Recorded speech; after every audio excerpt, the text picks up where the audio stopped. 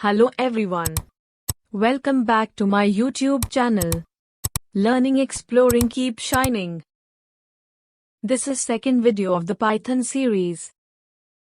If you don't watch the first video, then go and see. Link is given in the description of video. Today we are installing Python. Let's go. Search Python in Google. When we click search, this page is open. Click on the first link, which is generated by the Python official page python.org. On this page we see many sections. In download, we see all the versions of Python. For Windows, Mac, Linux, etc. please select according to your operating system. In this video we go with Windows. Let's download the latest version. Click on this Python 3.9.6. As you see, downloading started. So wait for few minutes. When downloading is completed, then open the file. Here you see a checkbox marked checked to add the path to our system. In the old version we had needed to set the path manually, but nowadays it is done automatically by checking this box. After, click on Install Now. Then installing process is started. It takes few minutes. Don't worry, wait to just complete this process. As you see, it's all done.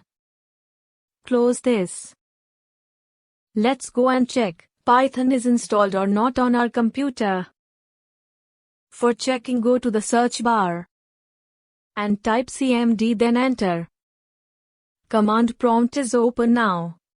Type python space dash dash version and click enter. As you see, the Python version is on the screen. Finally, we complete our Python installing process. Now comes and write our first Python program. Again go to search bar and type IDLE, then open IDLE Python. As you see, new window is open. In this we are going to write code. Write anything like print hello, type print opening parenthesis quote hello quote closing parenthesis. Click enter. As you see, hello is printed. Similarly, we use this platform for a simple calculation purpose also. Let's check. Just type 2 plus 3, enter.